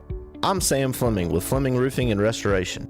Our motto at Fleming Roofing is we show up. Our goal at Fleming Roofing is to provide the reliable customer service that you deserve, and we have the resources to meet all of your roofing needs: residential, commercial, industrial, replacement, or repairs. We are manufacturer certified for roof coatings, single-ply membranes, and asphalt shingles. Whenever you need a roofing professional you can count on, call Fleming Roofing and Restoration. We are committed to finding the solution that meets your needs. We don't have quotas or heavy-handed sales tactics. Fleming Roofing, we have expert experience. We show up. Free estimates, residential, commercial, industrial, replacement, or repairs. Check us out at FlemingHSV.com. FlemingHSV.com. When you need a quick response, it's Fleming Roofing and Restoration. We show up. You've got to experience Toyotathon at Bill Penny Toyota. They've got the selection with over 700 new Toyotas to choose from. And they've got the extras with Bill Penny perks and a 10-year unlimited warranty. So get on over to Bill Penny Toyota today and experience Toyotathon. Bill Penny Toyota in Huntsville and online at BillPennyToyota.com. Bill Penny's Toyota 10-year unlimited warranty is valid through the 10th year of ownership. Valid on new vehicles only. See dealer for details. Hi, welcome back. Talking Ball 97.7 ESPN The Zone. I'd like to say that we have done a very fantastic job in doing this hour and 20-minute show so far. We just keep finding out about new stuff, man. We just keep going all over the place. Oh, wow. Pineapple chicken. Uh-oh. Oh, wow. That's about today's show. Scott's looking at some food on CBS. That looks good, though. Uh-huh. Pineapple. It's a 30-minute meal. Does that not look good? Pineapple chicken. Only problem is, how would Joe eat the pineapple? Oh, if you need some food tonight before your game, you're going to be where? You're going to get Full Moon Barbecue. There you go. Talking about some good food. They've got outstanding brisket. They got outstanding, hot links, man. Great sides. See, it great was folks meant over for there. you to be there tonight because you have now a high school football game to do tonight. So it was meant for you to be there. I won't burp on the air, man. Where did that come from? Yeah. Not going to be belching. So. Well, that's good. We look forward to the game. Should be two teams looking for a W. Two teams trying to set themselves up for playoff runs. There's a lot of region play left on both sides in 6A Region 8 and 7A Region 4. Both these teams still very much alive. As we said, Mae Jemison coming off of a tough loss at Athens. Athens really good offensively. They battled. It was 55-27. Last week, I know, was our game of the week. Huntsville, fell behind 28-7 to Bob Jones. Valiantly fought back, got up 35-28, and then they end up coming back. They lose the game 49-35, but they still were honored as the Twitter account over for Class 7A football. They have Twitter accounts for each classification. But Class 7A football, they ended up naming Alex Husky from the fan vote the player of the week. He's the Class 7A player of the week. 19 tackles, 2 passes broken up, and a block punt for the 3-year starter at defensive back for Huntsville. So Alex Husky with a huge game against Bob Jones last week. Going to need another huge win tonight to try to get Huntsville back on the winning track. But as you said, Mae Jemison, our reigning team of the week from last week after their 19-18 win over their big rival Lee, and they'd like nothing better than to get another city win over Huntsville. All the city teams don't play each other like they used to. It used to be a true city championship, but still some big rivalries here, and we'll be bringing you that on the 97.7 The Zone airwaves tonight. All right, there you go. Kickoff set for 7 o'clock right here on 97.7 ESPN, The Zone. So Georgia and Auburn play on Saturday. Alabama and Mississippi State will play on Saturday. By the way, as it sits right now, Georgia still with the best odds in Vegas going into this week. Plus 200 to win the national championship. Michigan has moved to plus 600. Florida State has moved to plus 800. Alabama right now is a plus 4,000 to win the college football national championship. That is next to Georgia. That is the best odds in the SEC. LSU, by the way, has slipped to a plus 5,000 to win the college football national championship. Oh, well, I still think they can get to Atlanta, though. I mean, I would still probably favor them in the West right now because of Jaden Daniels and the way he's playing. I'd still over favor Alabama and their defense. Yeah, I would still favor LSU. Probably over Georgia, just simply because of how good their offense has been. But again, I want to see Georgia in the SEC schedule because this is going to be their first game. So we haven't seen second South Kakalaki, and we don't think South Carolina's a contender. So this will be their first road game. Let me correct myself. But Georgia is going to have some. You already mentioned it. The Tennessees, the Kentuckys, down the stretch. They're going to have some tests coming up. Missouri. So we'll see how good this Georgia team is as well. The best winning percentages, or I guess you could say the best, they're not odds, but the best percentages to win this weekend, Georgia, they're saying, has an 81.9% chance to beat Auburn inside Jordan-Hare Stadium on Saturday. Texas has a 93.5% chance to win. Oregon is a 96% chance to win. USC is only an 89.7% chance to beat Colorado this weekend. Only an 89.9%. I'd say there's a 95% chance they're going to give up some points, probably at least 28, talking about that sorry-ass defense Southern Cal's got. But anyway. Just like to throw that out there. I mean, we're all about percentages and numbers and everything these days, especially when it comes to college football. So in case you want to put $1 or $2 down on college football. We just don't know what day games are sometimes, man. Oh, a little shaky. See, if I don't say anything, then we go through the whole show and we're okay. Now, I tell you that you have a game tonight. It messes the whole thing up because you had everything planned out. And you're all good, and now I have no rosters. Yeah. At 7 o'clock tonight? You go. That's when you go, Bandy? Okay. Is that the best time to do grocery shopping? I don't know. I don't plan it like every day. I guess Bandy does. I don't. Nobody's there. At 7 o'clock at night. That's the best time to go grocery shop on a Thursday. Yeah, nobody's there. Like everybody's there. Why don't you go after the show? Because everybody goes in the morning and early afternoon to try to get it done early. You got to go at night. This is like an old Yogi Berra. Nobody goes there. It's too crowded. You know what I'm saying? I just thought at like 10:30 in the morning it'd be a great time to go grocery shopping because everyone's at work. I don't know. I don't know. You would think so. I have no idea. Where do you go grocery shopping, Bandy? Publix. Oh, okay. Chicken finger sub. Don't get the meatball sub. Yeah. Scott's the Publix sub guy. Don't get the meatball sub. The meatball sub. Yeah, is I think he almost died. It was probably one of the worst tasting subs I have had. Yeah, I've never had the meatball one. The Publix meatball sub is not one to. All the others you were very complimentary. Yes, the chicken finger sub is the traditional one there because you can get that in buffalo, garlic parm. You can get it all that other stuff. So the chicken finger sub, they're the whole or their foot long or whatever they want to call it. The big chicken finger sub there at Publix. It takes everything I have to eat the whole thing. Who would have thought an hour and a half ago we'd be talking about Publix subs on this show? This show is just this. I mean, this has just gone off the rails. Hey, I'm telling you, when you go at 7 o'clock at night, you don't. Oh, we've gone there. But look though, we have broken down.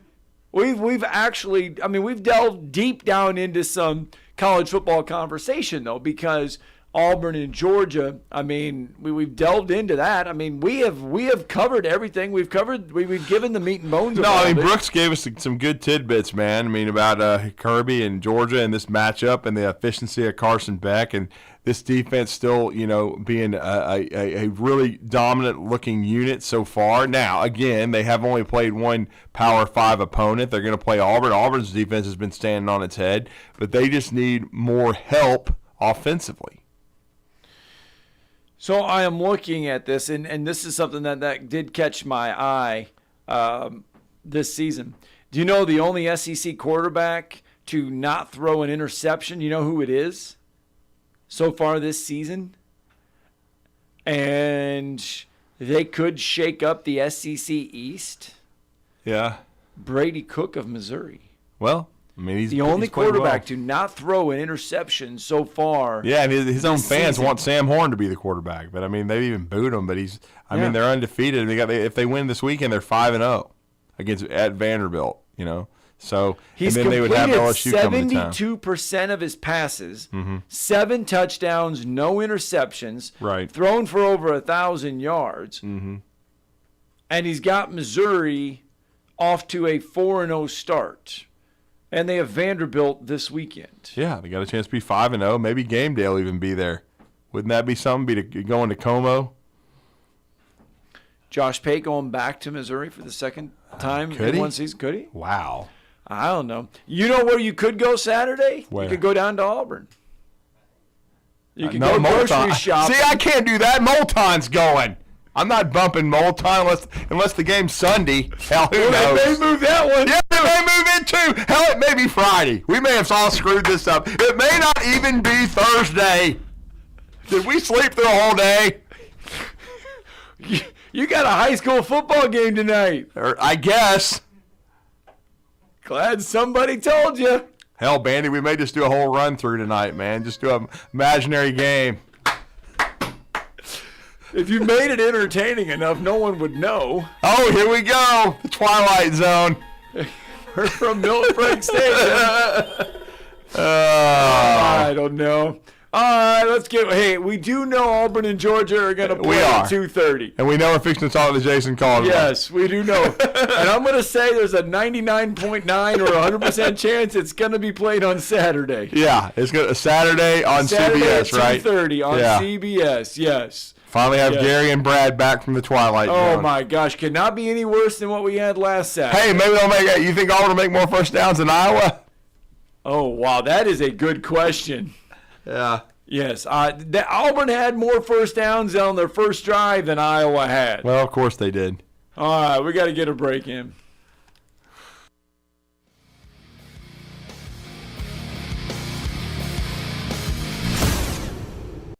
You're listening to Talkin' Ball on 97.7 ESPN The Zone.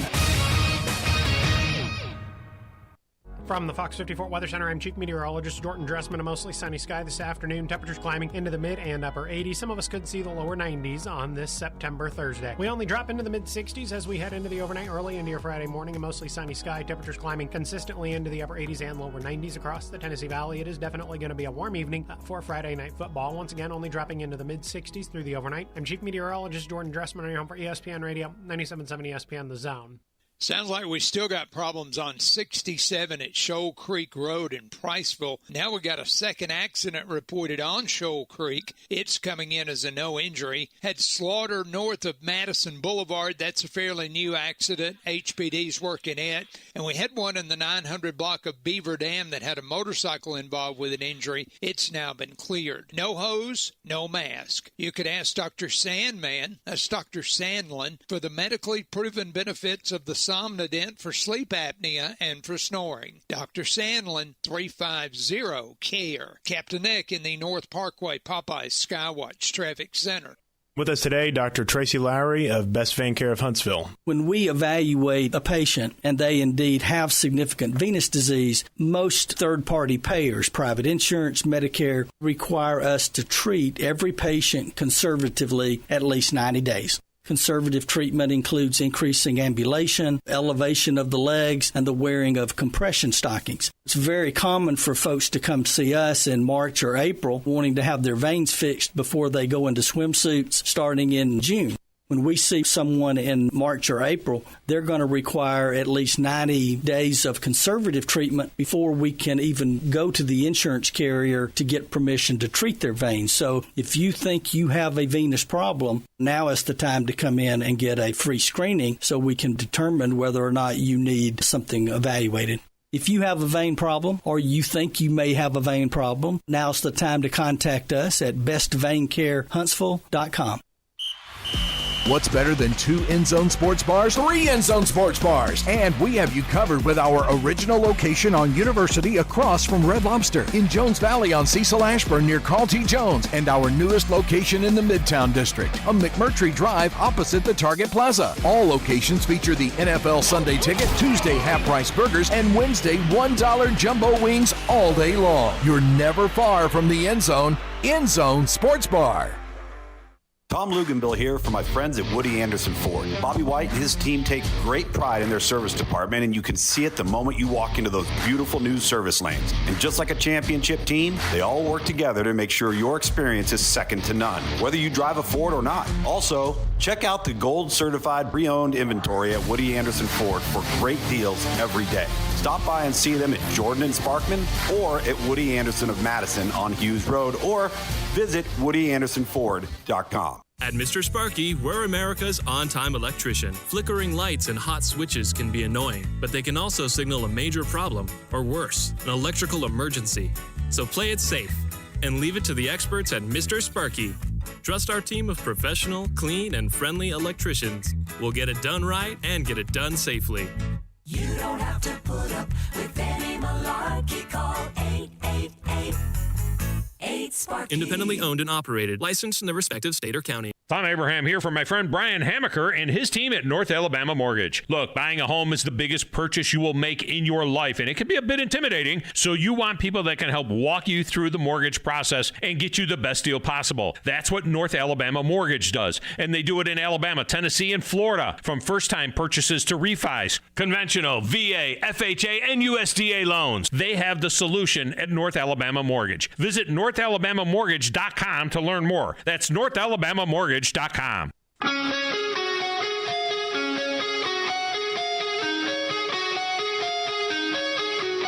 right, welcome back. Talking Ball, 97.7 ESPN, The Zone. Scott Tyson, Judy Arman with you. And we actually have content for this segment of the show. Hey, we did get a text message that said, but you're right about Publix. They have legit subs. They have legit subs. Yeah. I'm telling you, they do have legit subs. Just do not get the meatball sub. Yeah, I just don't get that That one is not legit. It is far from legit. Auburn, Georgia, Deep South's oldest rivalry. This is a legit rivalry. 128th renewal of the rivalry. And Jordan-Hare has provided plenty of magic when it comes to this series. Can Auburn get some of that magic? Can they somehow whip something up for the offense to where it becomes a productive offense as far as scoring points go? They can move the ball. They just got to score some points. Yeah, they do, no doubt. It's going to be a big recruiting weekend. Over 40 kids confirmed via Auburn Undercover, and part of Auburn Undercover is our next guest. He's in his 24th year covering the Auburn Tigers, part of 24/7 Sports and Inside the Auburn Tigers, and that is Jason Caldwell, and he's been kind enough to join us on the Neighbors Wealth Management Hotline to talk about the South's oldest rivalry, the Auburn Tigers hosting the Georgia Bulldogs on Saturday on 2:30 on CBS Sports. Jason, welcome back, man. How are you?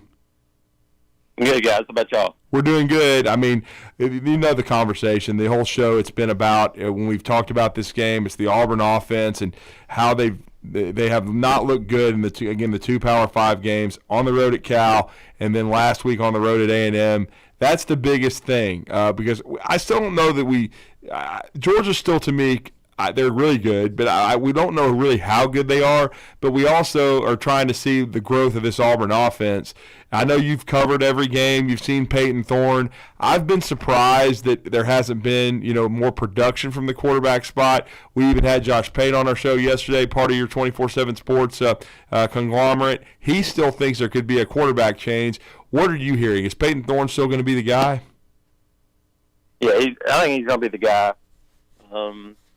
But I don't think it's going to be a long haul if they don't show some improvements and do some things Saturday. So, Hugh Freeze has talked about, look, we've got to coach them better, do those things. So we'll see if there's some improvements made. Obviously, they got to, it's a combination of things, though. Everything falls on the quarterback, and obviously, Peyton has to play better when he's in there. There were some open throws they could have made the other day. But I know of at least two instances where it was a receiver issue. Yeah. Obviously, there were some protection issues at times, and so it's a little bit of everything. And I kind of liken it to listen to guys talk about the Ryder Cup and how, obviously, a guy like Scotty Scheffler has been really good, but has struggled putting, and he changed his putting and did some things. And look, it's great. You can do all that you want to, but until you do it in a pressure situation, you don't know how it's going to react, and we fall back on bad habits. And I think that's some of what we've seen with Auburn and Peyton Thorne. It didn't go through the spring. He's now played 4 games in this offense and had a couple of scrimmage situations. That's it. And so I think it's still some things they're trying to figure out. So this week, I wouldn't be surprised if they went back and said, hey, what do you know? What do you like? What fits you the best? And maybe start going, okay, let's narrow this thing down to focus on a few things and so we can execute. Yeah, and you look at it, and Jason, you kind of bring up a great point. It's not just Peyton Thorne. It's half of the offensive line, half of the receiving core. They're all still trying to learn this Philip Montgomery offense and try to get on the same page? Yeah, no, it's different. Especially, I mean, you think about, Peyton Thorne didn't go through the spring. Neither did Shane Hook. Neither did Jay Shorter. Andrew Brown missed a lot of the spring. You start talking about, 3 receivers and your quarterback that haven't only been in this offense since August. And so that's a lot of new to be going up, and that's why it looks different when it's Sanford and when it's UMass. It feels more like a scrimmage.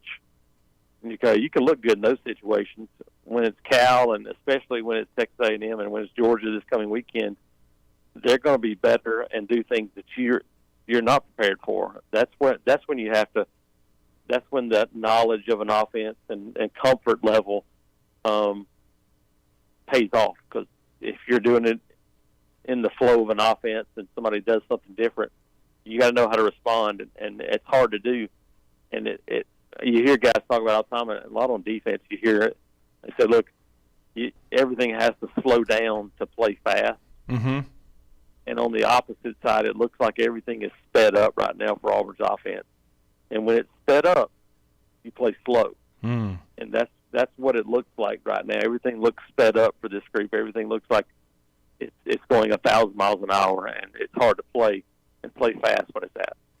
Well, and I know Hugh talked about it on Monday with you guys after he reviewed the film, but he still felt like there was a lot of plays left on the field at Texas A&M and receivers that were open for some big plays. Yeah, I mean, obviously Jay Fair was open for what probably is a touchdown if you make that throw. Tyler Fromm, Var Johnson early in the game. So you had, I think, 3 or 4 plays like that. Then you have a couple of plays that were made that were called back for holding calls, which I thought were pretty suspect. And so you have those situations, and then you have a couple that I mentioned where receivers that did do that they were supposed to do. So, I mean, you go say, look, probably 7 big play opportunities, and you go 0 for 7. This team, most teams aren't good enough to overcome that. This team is absolutely not good enough to overcome 7 situations where you have potential plays to make, and you don't make them for one reason or another. No, this team can't overcome plays like that. So, and they find a way to make it. If you go 50% in those plays, you go, okay, then you made some big play opportunities. If you go over, then you're not going to win many games, especially in this league. Mm-hmm. Well, Jason Caldwell joining us on the Neighbors Wealth Management Hotline. Jason, then, so what does Auburn have to do tomorrow, in your eyes, to keep up with Georgia? Remember, it'll be Saturday. Or Saturday. Because we've been thinking it's Friday all day. I am, yep. Yeah. We had some high school football games get moved to tonight. It's throwing us all out of whack. Yeah. But anyway, what does Auburn have to do, then, in your eyes, to keep some of this magic alive in Jordan-Hare so that they can possibly get a win Saturday? Yeah, you got to make those plays. That's where it starts. You're going to have opportunities. I agree with Drew. I mean, Georgia's still really good. They're still as talented as anyone in the country. But this isn't, especially defensively, the same Georgia team we've seen the last 2 or 3 years. Mm-hmm. I mean, it's just you can't be that team when you've had, I think we looked at it, I think they've had 19 defensive players drafted in 3 years. Right. You're not going to be the same level. Are they still good? Yeah, they are. But and so there's going to be opportunities for plays to be made. And when you get those opportunities, you have to take advantage of them. And you're not going to get many second chances. And so you're going to have to throw the ball at some point. I know Auburn, Auburn ran it really well against Texas A&M with the running backs. I mean, they averaged almost 8 yards a carry. Mm-hmm. Can you find some of those plays? But you got to make plays in the passing game. And can you get the running backs involved in the passing game? That's what I've been waiting to see. Jarquez Hunter, obviously Damari Austin, not going to be out there Saturday, but you got Brian Batty, you got Jeremiah Cobb, you got 3 guys with good hands that are 3 of your better players. can you get those guys involved in the passing game? That's something I'll be looking for on Saturday. And then defensively, Auburn's played well. I mean, they've and especially when you consider all the injuries on the back end. You know, Kaufman, Keontae Scott. They've lost guys. Nehemiah Pritchett. They've been without all their guys, and yet they've had guys step up. We know Eugene Asante's had a heck of a season. But this Auburn defense, how do you see it matching up with Georgia? Carson Beck's played pretty well.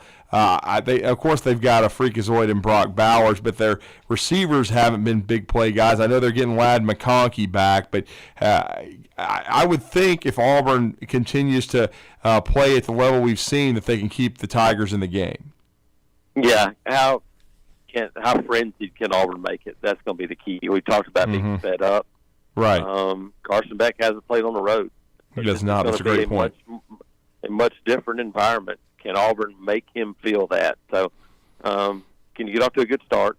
You know, like Auburn needs what happened 2 weeks ago to happen. Auburn needs to have a South Carolina start against Georgia.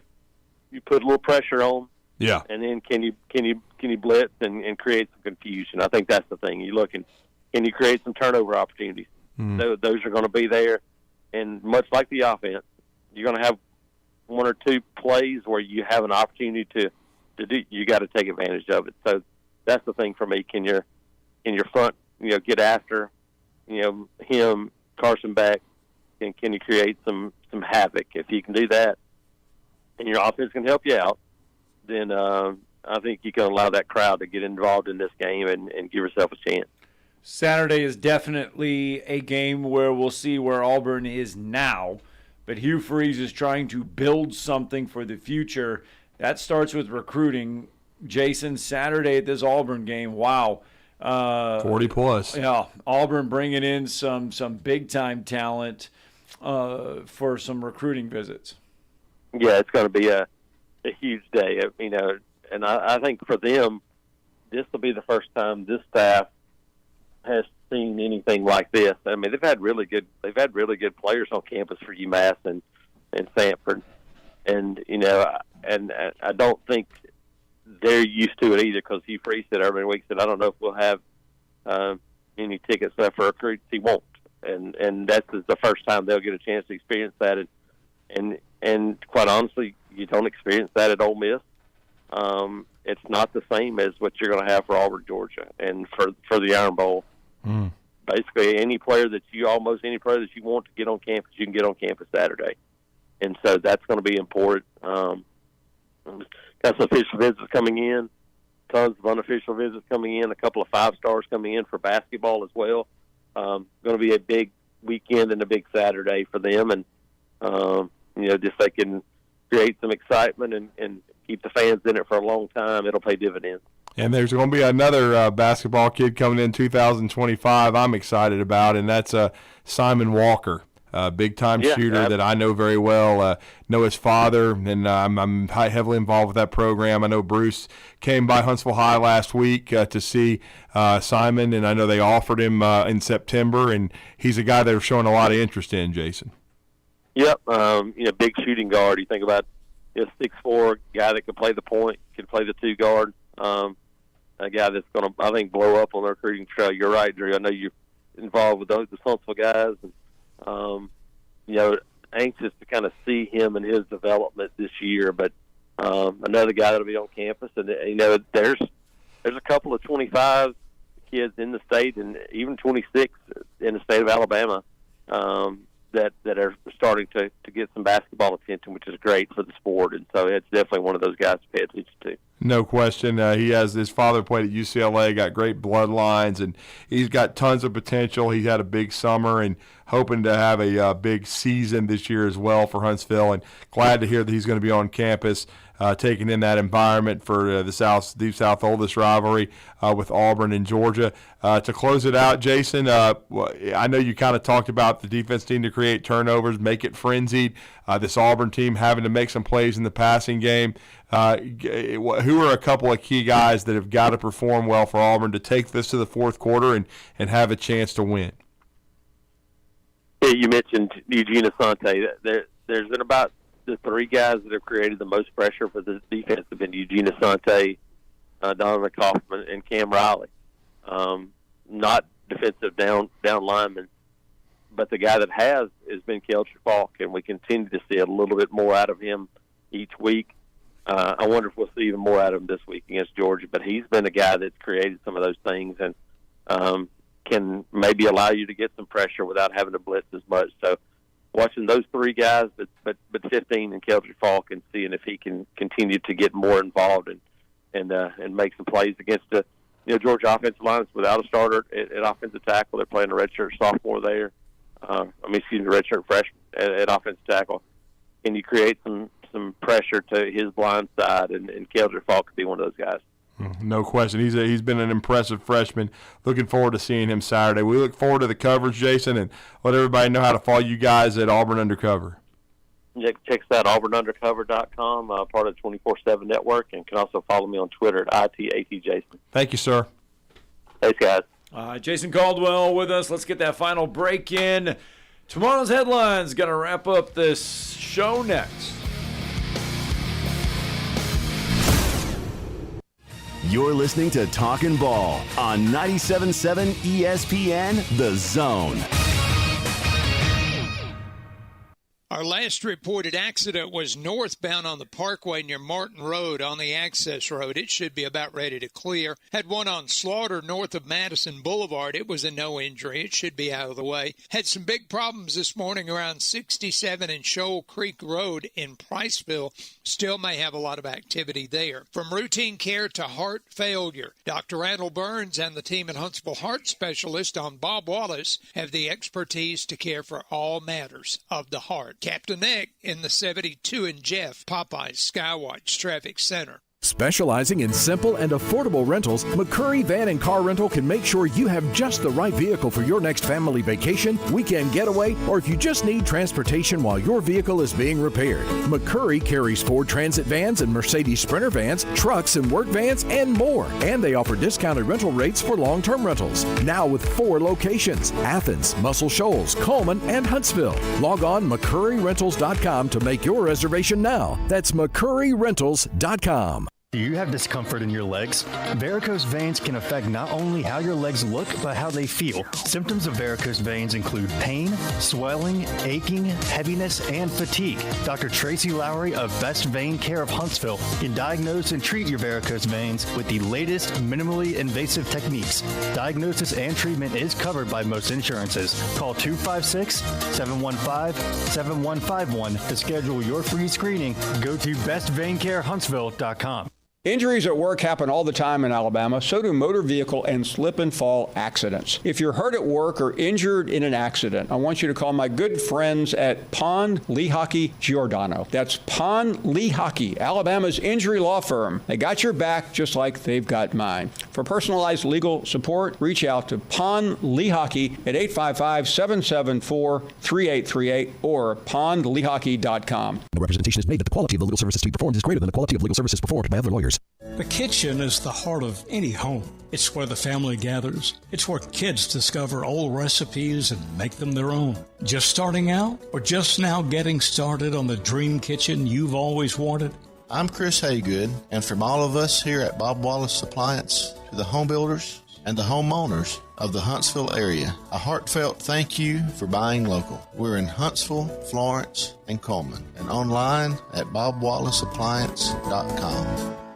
Did you know that Valley Equipment Rental also specializes in day and weekend rentals to homeowners? The weekend rentals is by far the best deal that they offer. If you pick up after 2 on a Friday or anytime Saturday morning, it's not due in until Monday morning before 8 a.m. for a one-day charge. For a small fee, Valley can even haul anything they carry. Valley has extremely experienced and knowledgeable staff that can help you decide what size machine you need or what type of machine you need to get your job done like a pro. They have all the big items that the contractors need for their jobs, but they also carry the small tools that can help you with your DIY project. More importantly, Valley is locally owned and operated, which means when you have an issue, you can get someone on it right away, right here in the Valley. Heck, ask for Ross Roberts, the owner, if you like. Try calling one of the big box national outlets and ask for the owner. That's if you can even get through the automation. Buy local. Buy Valley Equipment Rental. Valley Equipment Rental has 2 locations, one on the North and South Parkway. Learn more at valleyequipmentrents.com.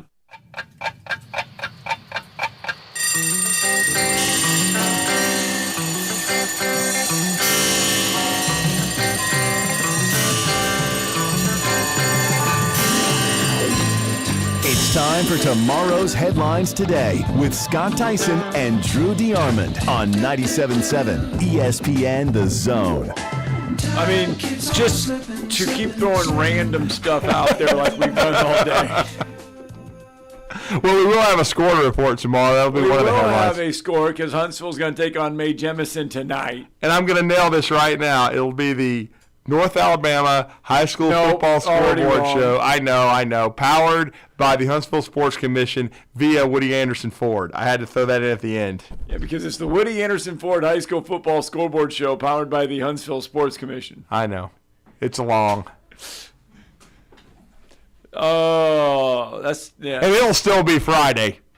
The Woody Anderson Ford. Yeah, I've not been told. North Alabama High School Football Scoreboard Show powered by the Huntsville Sports Commission. I've not been told we're doing it tonight. So right. As of right now, we're doing it tomorrow. Mm-hmm. After Buckhorn takes on Gunnersville. And we know that game's happening at Chorba-Lee Stadium. Tomorrow night. Right. The Czar will be on the call with John McGough. We're 98% sure they're playing that one tonight. Yeah. We always leave the door open for... And Madison Academy will be hosting Madison County. That one we know is tomorrow night. And now it looks like we've only got 2 games because Bandy and I will be over in the Twilight Zone tonight for the Huntsville High and Mae Jemison game. We really were looking forward to it. We just got to know when the hell it is. It's tonight at 7 o'clock. That's what it sounds like. Yes. So we're looking forward to the call. Now everybody knows. Right. The worst time to make City that matchup. change is in the middle of a show. Right. Because then the show just goes to hell in a handbasket, and when we start talking about public subs. I mean, geez. You know. This day in history, if you don't fret about your offense not being great because your quarterback is unproven, you've never heard of him, and you don't know who he is. Mm-hmm. On this day in history, this guy threw his first pass of his collegiate career, and it was a pick 6. Uh-oh. 5-3, Michigan leading UCLA. Wolverines have the ball, 3rd down and 7. Brady is in at quarterback. His first pass is intercepted. This is 6 points right here for Phillip Ward. It's the second interception of the day for Ward. This one he takes care, runs it back. Brady got hit just as he... Boy, where are we right now? I miss Keith Jackson and Bob Greasy so much. Good Lord. That's the first thing that came to my mind when I heard that as well. The late, great Keith Jackson, the best college football play-by-play guy for TV I think ever. Heck, I stole swapping paint from him. But think about that, though. Tom Brady's first collegiate pass was intercepted for a pick 6. The greatest quarterback of all time was never a full-time starter at Michigan. That's all you need to know. So if you never know. If you think your quarterback is not playing well, give it time. He was a 6th-round pick, while Zach Wilson was the 2nd pick. We all know how those two ended up. Zach Wilson is a quality quarterback. In the Twilight Zone. Normally, when you call a roofing company, all you hear